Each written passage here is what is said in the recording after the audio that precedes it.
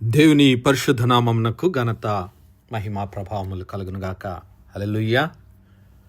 ఈ అనుదిన బైబిల్ ధ్యానములకు మీ అందరినీ మన రక్షకుడు ప్రభు అయిన యేసు క్రీస్తుల వారి పరిశుద్ధ నామంలో ప్రేమతో ఆహ్వానిస్తున్నాను. ప్రియులారా, యేసు క్రీస్తు ప్రభుల వారు పునరుత్థానుడిగా మరణాన్ని జయించి మరి లేఖనముల ప్రకారము మన పాపముల నిమిత్తం మరణించి పాతిపెట్టబడి మూడవ దినమున మరణాన్ని జయించి పునరుత్థానుడిగా సజీవుడిగా తిరిగి లేచి తను తాను మరి శిష్యులకు కనబరుచుకున్నాడు. అయితే ఆ 40 దినముల వరకు క్రీస్తు ప్రభుల వారు దేవుని రాజ్యమును గూర్చినటువంటి అనేక విషయాలను బోధిస్తూ ఆయన సజీవుడిగా ఉన్నాడని అనేక రుజువులు ప్రమాణాలు వారికి చూపుతూ మరి ఆయన 40 దినముల వరకు తను తాను వారికి అగుపరుచుకున్నాడు. మరి ఈ 40 దినములలో దరిదాపు 11 పర్యాయములు క్రీస్తు ప్రభుల వారు తను తాను సజీవుడిగా వివిధ సందర్భాల్లో శిష్యులకు ప్రత్యక్షపరిచినటువంటి ఆ యొక్క దర్శనములు లేదంటే ఆ ప్రత్యక్షతలు ఆయన మరి కనిపించినటువంటి ఆ యొక్క సందర్భములన్నిటినీ జ్ఞాపకం చేసుకుని ధ్యానించడానికి ప్రయత్నం చేద్దాం. మొట్టమొదటిగా మరి యోహాను సువార్త 20వ అధ్యాయంలో ఆదివారము ఇంకా చీకటిగా ఉన్నప్పుడే ఆ యొక్క క్రీస్తు ప్రభుల వారి సమాధి యొద్ద జరిగినటువంటి సంఘటన, మగ్దలేనే మరియా క్రీస్తు ప్రభుల వారిని ఎదుర్కొన్నటువంటి సందర్భాన్ని ధ్యానించుకుందాం. యోహాను సువార్త 20వ అధ్యాయంలో 1వ వచనం నుంచి గమనిద్దాం. ఆదివారమున ఇంకను చీకటిగా ఉన్నప్పుడు మగ్దలేని మరియా పెందలకడ సమాధి యొద్దకు వచ్చి సమాధి మీద ఉండిన రాయి తీయబడుట చూచెను. యోహాను సువార్త 20వ అధ్యాయాన్ని మనం చదువుకుంటున్నాం. ఆదివారము అనగా క్రీస్తు ప్రభుల వారు సిలువ వేయబడిన తర్వాత శుక్రవారపు దినాన మధ్యాహ్నకాల సమయమందు క్రీస్తు ప్రభుల వారు సిలువ వేయబడి మరి సాయంకాల సమయమున అరిమత్త యోసేపు సమాధిలో ఆయన యొక్క దేహము ఉంచబడింది. అయితే శనివారము సిద్ధపరిచే దినము గనుక ఎవరు అక్కడికి రాలేదు. అయితే ఆదివారము ఇంకా చీకటిగా ఉన్నప్పుడు మగ్దలేని మరియా పెందలకడనే క్రీస్తు ప్రభుల వారి సమాధి యొద్దకు వచ్చింది. ఆమె వచ్చినప్పుడు ఆ సమాధి మీద ఉన్నటువంటి రాయి తీసివేయబడటం చూసి ఆమె పరిగెత్తుకొని సిమోను పేతురు వద్దకు, అలాగే యేసు ప్రేమించిన మరి యొక్క శిష్యుడు అనగా యోహాను గారి వద్దకు వెళ్ళి ప్రభువును సమాధిలో నుండి ఎత్తుకొని పోయారు, ఆయనను ఎక్కడ ఉంచిరో ఎరగమని చెబుతూ ఉంది. మరియా ఆందోళన పడుతూ ఉంది. క్రీస్తు ప్రభుల వారి దేహము, ఆయన శరీరము, సమాధిలో ఉంచబడినటువంటి ఆయన శరీరము కనబడటం లేదు. మరి ఆమె ఆందోళనతో భయముతో పరిగెత్తుకొని పోయి మరి సమాధిలో నుండి ఆయనను ఎవరో ఎత్తుకొని పోయారని శిష్యులకు, పేతురుకి, యోహాను గారికి ఆమె తెలియజేస్తూ ఉంది. కాబట్టి పేతురును ఆ శిష్యుడును బయలుదేరి సమాధి యొద్దకు వచ్చిరి. వారిద్దరును కూడా పరుగెత్తుచుండగా ఆ శిష్యుడు అనగా క్రీస్తు ప్రేమించినటువంటి ఆ శిష్యుడు అనగా యోహాను గారు త్వరగా పరిగెత్తి ముందుగా సమాధి యొద్దకు వచ్చి సమాధి యొద్ద వంగి నారబట్టలు పడి ఉండుట చూచెను గాని అతడు సమాధిలో ప్రవేశింపలేదు.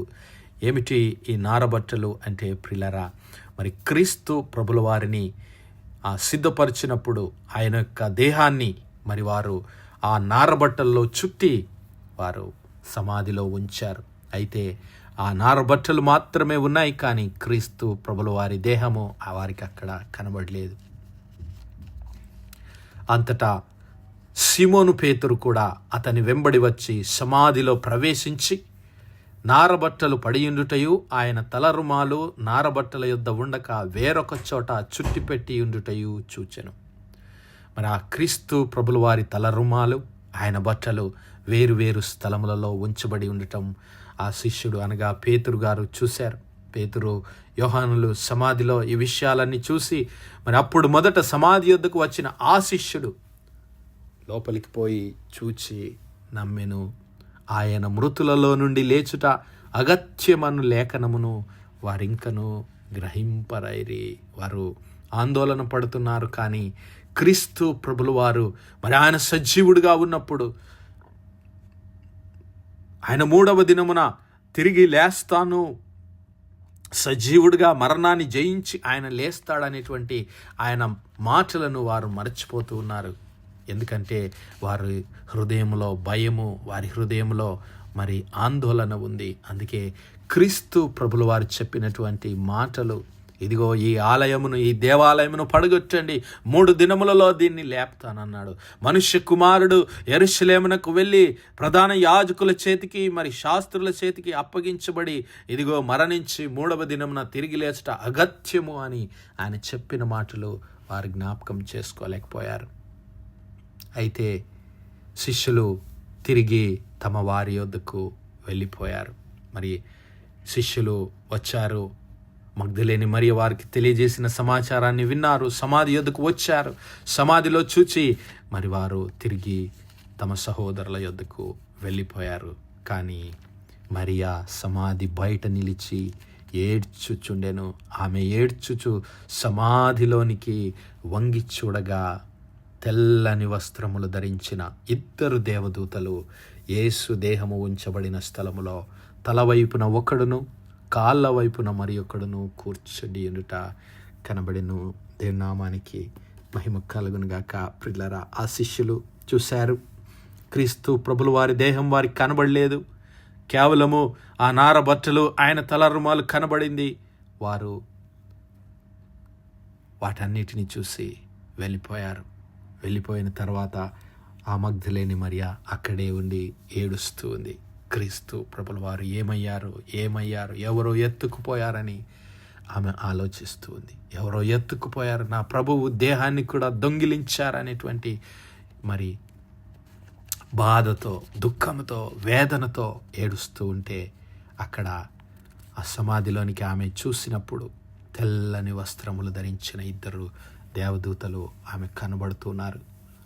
క్రీస్తు ప్రభుల వారిని ఆ దేహము ఉంచబడినటువంటి స్థలంలో తల వైపున ఒకడు మరి కాళ్ళ వైపున ఒకరు కూర్చొని ఉన్నారు. వారు, అమ్మా ఎందుకు ఏడ్చుచున్నావని ఆమెను అడుగగా, ఆమె, నా ప్రభువును ఎవరో ఎత్తుకొని పోయిరి, ఆయనను ఎక్కడ ఉంచిరో నాకు తెలియలేదని చెప్పాను. ఆమె హృదయంలో బాధపడుతుంది, ఏడుస్తుంది. ఎందుకు?